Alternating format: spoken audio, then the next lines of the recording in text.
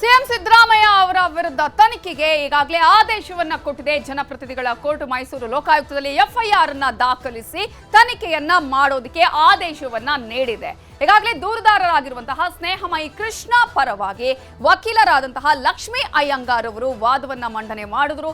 ಹಾಗಾದ್ರೆ ಕೋರ್ಟ್ ನಲ್ಲಿ ಈಗ ಯಾವ ರೀತಿಯಾಗಿ ಆದೇಶ ಬಂದಿದೆ, ಆ ಆದೇಶದಲ್ಲಿ ಏನೇನಿದೆ ಅನ್ನೋದ್ರ ಬಗ್ಗೆ ಲಕ್ಷ್ಮೀ ಅಯ್ಯಂಗಾರ್ ಅವರೇ ವಿವರಿಸಿದ್ದಾರೆ ನೋಡಿ. ಎಲ್ಲಿಂದ ಶುರು ಆಯ್ತು, ದೇವರಾಜು ಇಂದ ಹೆಂಗೆ ಇದು ಚೇಂಜ್ ಆಫ್ ಸೇಲ್ ಡೀಡ್ ಆಗಿ, ಆಮೇಲೆ ಗಿಫ್ಟ್ ಡೀಡ್ ಆಗಿ, ಅದಾದ್ಮೇಲೆ A2 that is wife of the honourable chief minister ಅವರು ನಮಗೆ ಕಾಂಪನ್ಸೇಟರಿ ಸೈಟ್ಸ್ ಕೊಡಿ ಅಂತ ಕೇಳಿ, ಇದು ಯಾವ ಸ್ಟೇಜ್ ಅಲ್ಲಿ ಹೆಂಗ್ ನಡೀತು ಅಂತ ಕೋರ್ಟ್ ಡೀಟೇಲ್ ಆಗಿ ಅವರು ಆರ್ಡರ್ ಅಲ್ಲಿ ಹೇಳಿದ್ದಾರೆ. ಆಮೇಲೆ is also referred to honourable governor's approval ಆಗಿದೆ ಅಂತ. ಆಮೇಲೆ ಹೈಕೋರ್ಟ್ ಅಬ್ಸರ್ವೇಷನ್ ಒಂದು ಎರಡು ಮೆನ್ಷನ್ ಮಾಡಿದ್ದಾರೆ. ಈಗ ಅವರು he's of the opinion that we have made out a case, ಅದಕ್ಕೆ ಅವರು ಲೋಕಾಯುಕ್ತ ಮೈಸೂರ್ನ ಡೈರೆಕ್ಟ್ ಮಾಡಿದ್ದಾರೆ. ಎಲ್ಲಿಂದ ಸೊ ಈಗಾಗಲೇ ಎಫ್ಐಆರ್ ಅನ್ನ ದಾಖಲು ಮಾಡಿ ಲೋಕಾಯುಕ್ತ ಅಂದ್ರೆ ಮೈಸೂರು ಲೋಕಾಯುಕ್ತದಲ್ಲಿ ತನಿಖೆಯನ್ನ ಮಾಡಬೇಕು. 3 ತಿಂಗಳ ಒಳಗಡೆ ಇದರ ವರದಿಯನ್ನ ಕೊಡಬೇಕು ಅಂತ ಹೇಳಿ ಜನಪ್ರತಿನಿಧಿಗಳ ಕೋರ್ಟಲ್ಲಿ ಆದೇಶವನ್ನ ಮಾಡಲಾಗಿದೆ. ಈ ಮೂಲಕ ಸಿಎಂ ಸಿದ್ದರಾಮಯ್ಯ ಅವರಿಗೆ ನಿನ್ನೆ ಹೈಕೋರ್ಟ್ನಲ್ಲಿ ತನಿಖೆಗೆ ಆದೇಶವನ್ನ ಕೊಡಬೇಕಾ ಬೇಡವಾ ಅನ್ನೋದರ ಕುರಿತಾಗಿ ಕೂಡ ಒಂದು ಹಿನ್ನಡೆಯಾಗಿತ್ತು. ಇವತ್ತು ಜನಪ್ರತಿನಿಧಿಗಳ ಕೋರ್ಟಲ್ಲಿ ಏನಾಗತ್ತೆ ಅನ್ನುವ ಕುತೂಹಲ ಇತ್ತು. ಈಗ ಜನಪ್ರತಿನಿಧಿಗಳ ಕೋರ್ಟಲ್ಲೂ ಕೂಡ ಸಿಆರ್ಪಿಸಿ ಸೆಕ್ಷನ್ 156(3) ಅಡಿ ತನಿಖೆಗೆ ಆದೇಶವನ್ನ ಮಾಡಲಾಗಿದೆ. ಈ ಮೂಲಕ 3 ತಿಂಗಳಲ್ಲಿ ವರದಿ ನೀಡುವಂತೆ ಜನಪ್ರತಿನಿಧಿಗಳ ಕೋರ್ಟ್ ಆದೇಶವನ್ನ ನೀಡಿದೆ. ಜನಪ್ರತಿನಿಧಿಗಳ ಕೋರ್ಟ್ನಲ್ಲಿ ಸಿಆರ್ಪಿಸಿ ಅಡಿ ತನಿಖೆಗೆ ಆದೇಶವನ್ನ ಮಾಡಲಾಗಿದ್ದು, ಮೈಸೂರು ಲೋಕಾಯುಕ್ತ ಪೊಲೀಸರಿಗೆ ಕೋರ್ಟ್ ಆದೇಶವನ್ನ ಮಾಡಿದೆ. ಆದ್ರೆ ಈಗ ಮೈಸೂರು ಲೋಕಾಯುಕ್ತ ಪೊಲೀಸರು ಸದ್ಯ ಆದೇಶ ಪ್ರತಿಗಾಗಿ ಕಾಯ್ತಾ ಇದ್ದಾರೆ. ಲೋಕಾಯುಕ್ತ ಪೊಲೀಸರು ಈಗ ಅವರಿಗೆ ಆದೇಶ ಪ್ರತಿ ಸಿಗಬೇಕು. ಸೊ ಕಾಯ್ತಾ ಇದ್ದಾರೆ ಆದೇಶ ಪ್ರತಿಗಾಗಿ. ಬಹುತೇಕ ಸಂಜೆಯ ವೇಳೆಗೆ ಎಫ್ಐಆರ್ ದಾಖಲಾಗುವ ಸಾಧ್ಯತೆ ಇದೆ. ಸಿದ್ದರಾಮಯ್ಯ ಆಗಿರ್ಬೋದು, ಅವರ ಪತ್ನಿ ಆಗಿರ್ಬೋದು, ಜೊತೆಗೆ ಆಗ ಇದ್ದಂತಹ ಆಯುಕ್ತರಾಗಿರ್ಬೋದು, ಇವರೆಲ್ಲರ ವಿರುದ್ಧ ಈಗ ಎಫ್ಐಆರ್ ದಾಖಲಾಗತ್ತೆ. ಎಫ್ಐಆರ್ ದಾಖಲಾದ್ರೆ ಸಿದ್ದರಾಮಯ್ಯ ಆರೋಪಿ ಆಗ್ತಾರೆ. ಎಫ್ಐಆರ್ ನಲ್ಲಿ ಸಿದ್ದರಾಮಯ್ಯ ಹೆಸರು ಉಲ್ಲೇಖ ಆಗುವಂತಹ ಸಾಧ್ಯತೆ ಇದೆ. ಸಿದ್ದರಾಮಯ್ಯ ಅವರ ಜೊತೆಗೆ ಕೇವಲ ಅವರು ಮಾತ್ರ ಅಲ್ಲ, ಈಗಾಗಲೇ ಸಿಆರ್ಪಿಸಿ ಅಡಿ ತನಿಖೆಗೆ ಆದೇಶವನ್ನ ಕೋರ್ಟ್ ಕೊಟ್ಟಿದೆಯಲ್ಲ, ಎಫ್ಐಆರ್ ಅನ್ನ ದಾಖಲು ಮಾಡಬೇಕು. ಆ ಒಂದು ಪ್ರತಿಗಾಗಿ ಈಗಾಗಲೇ ಲೋಕಾಯುಕ್ತ ಪೊಲೀಸರು ಅಲ್ಲಿ ಕಾಯ್ತಾ ಇದ್ದಾರೆ. ಆದ್ರೆ ಸಿದ್ದರಾಮಯ್ಯ ಅವರು ಕೂಡ ಈ ಪ್ರಕರಣದಲ್ಲಿ ಅವರ ಹೆಸರನ್ನು ಉಲ್ಲೇಖ ಮಾಡಿದ್ರೆ ಆರೋಪಿ ಸ್ಥಾನದಲ್ಲಿ ನಿಲ್ತಾರೆ. ಸೊ ಸಿದ್ದರಾಮಯ್ಯ ಜೊತೆ ಮೂಡ ಅಧಿಕಾರಿಗಳಿಗೂ ಕೂಡ ಸಂಕಷ್ಟ ತಪ್ಪಿದ್ದಲ್ಲ. ಹಗರಣ ನಡೆದಂತಹ ಸಂದರ್ಭದಲ್ಲಿ ಯಾರೆಲ್ಲ ಇದ್ರು ಅಧಿಕಾರಿಗಳು, ಅವರೆಲ್ಲರ ವಿಚಾರಣೆಯನ್ನ ಮಾಡಬೇಕಾಗುತ್ತೆ. KAS ಹಾಗೆಯೇ IAS ಅಧಿಕಾರಿಗಳ ವಿಚಾರಣೆಯನ್ನ ಕೂಡ ನಡೆಸಬೇಕಾಗುತ್ತೆ. ಯಾವ ರೀತಿಯಾಗಿ ಇರುತ್ತೆ ಹಾಗಾದ್ರೆ ಪ್ರೊಸೀಜರ್, ಯಾರ್ಯಾರ ವಿರುದ್ಧ ಈಗ ದೂರು ದಾಖಲಾಗಬೇಕಾಗುತ್ತೆ ಈ ಎಫ್ಐಆರ್ ನಲ್ಲಿ? ಸಿದ್ದರಾಮಯ್ಯ ಆಗಿರ್ಬೋದು, ಅವರ ಪತ್ನಿ ಆಗಿರ್ಬೋದು, ಜೊತೆಗೆ ಅವರ ಭಾಮೈದ ಆಗಿರ್ಬೋದು, ಆ ಸಂದರ್ಭದಲ್ಲಿ ಇದ್ದಂತಹ ಆಯುಕ್ತರು ಆಗಿರ್ಬೋದು, ಅಧಿಕಾರಿಗಳಾಗಿರ್ಬೋದು, IAS KAS ಅಧಿಕಾರಿಗಳು ಯಾರ್ಯಾರಿದ್ರು ಈ ಹಗರಣ ನಡೆದಂತಹ ಸಂದರ್ಭದಲ್ಲಿ ಅವರೆಲ್ಲರಿಗೂ ಸಂಕಷ್ಟ ತಪ್ಪಿದ್ದಲ್ಲ.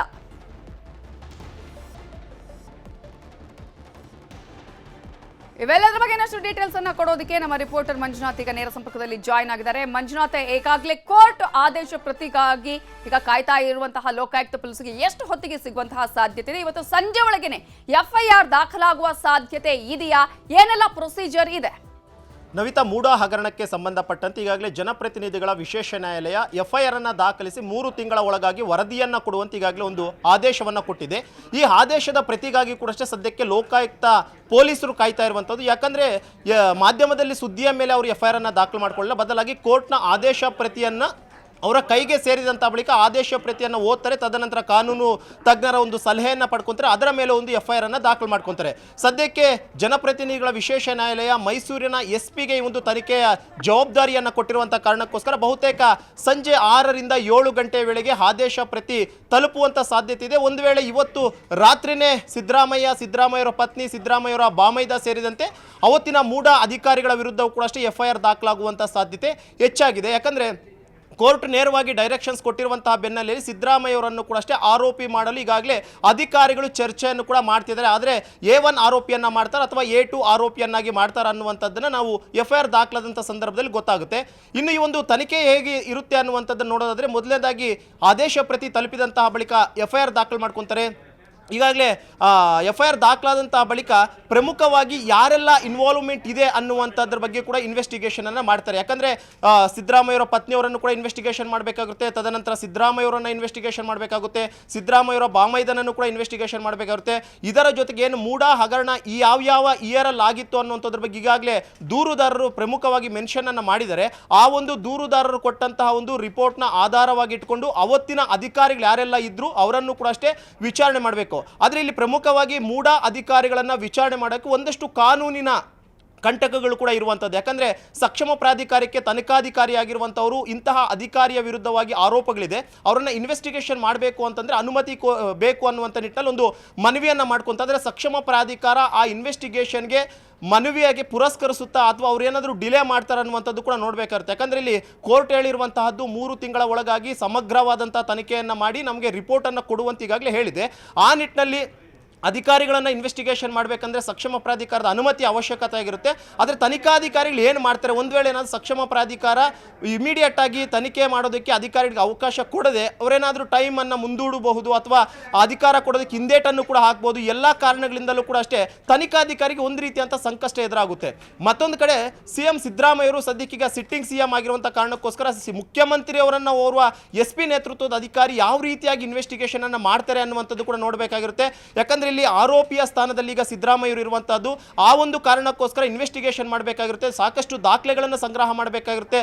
ಅದರಲ್ಲೂ ಕೂಡ ಅಷ್ಟೇ ಸಿದ್ದರಾಮಯ್ಯರು ಉಪಮುಖ್ಯಮಂತ್ರಿಗಳಾಗಿದ್ದಂಥ ಸಂದರ್ಭದಲ್ಲಿ ಇವರೇ ಒಂದು ಆದೇಶವನ್ನು ಅಂದರೆ ಇವರು ಹೇಳಿದಾಗೆ ಅಲ್ಲಿನ ಅಧಿಕಾರಿಗಳು ನಡ್ಕೊಂಡಿದ್ರು ಅಂತ ಈಗಾಗಲೇ ಒಂದಷ್ಟು ದೂರುದಾರರು ಆರೋಪವನ್ನು ಮಾಡಿದರೆ ಅದಕ್ಕೆ ಪೂರಕವಾದಂಥ ಎವಿಡೆನ್ಸ್ಗಳನ್ನು ಕೂಡ ಅಷ್ಟೇ ಕಲೆಕ್ಟ್ ಮಾಡಬೇಕಾಗಿರುತ್ತೆ. ಯಾಕಂದರೆ ಸಿದ್ದರಾಮಯ್ಯವರೇ ನನಗೆ ಹೇಳಿದ್ರು, ಆ ಒಂದು ಕಾರಣಕ್ಕೋಸ್ಕರ ನಾನು ಈ ರೀತಿ ಅಂತ ಒಂದು ಆದೇಶವನ್ನು ಈ ಒಂದು ಆರ್ಡ್ರನ್ನು ಮಾಡಿದೆ ಅಂತ ಹೇಳ್ಬಿಟ್ಟು ಅಧಿಕಾರಿಗಳು ಹೇಳಬೇಕಾಗಿರುತ್ತೆ. ಅದಕ್ಕೆ ಪೂರಕವಾದಂಥ ದಾಖಲಾತಿಗಳನ್ನು ಸಂಗ್ರಹ ಮಾಡಬೇಕಾಗಿರುತ್ತೆ.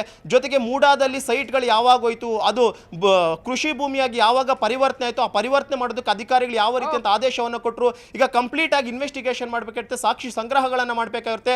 ಸದ್ಯಕ್ಕೆ ಇವತ್ತು ಏನು ಕೋರ್ಟ್ನ ಆದೇಶ ಆಗಿದೆ, ಕೋರ್ಟ್ನ ಆದೇಶದ ಪ್ರತಿ ಏನು ಮೈಸೂರು ಲೋಕಾಯುಕ್ತ ಪೊಲೀಸರಿಗೆ ತಲುಪಿದಂಥ ಬಳಿಕ ಸಿದ್ದರಾಮಯ್ಯ ವಿರುದ್ಧವಾಗಿ FIR ದಾಖಲು ಮಾಡಿಕೊಳ್ಳಲು ಕೂಡ ಅಧಿಕಾರಿಗಳು ಸಿದ್ಧತೆಗಳನ್ನು ಮಾಡ್ಕೊಂತಿದ್ದಾರೆ. Navitha, okay, thank you Manjunath ಡೀಟೇಲ್ಸ್ಗೆ.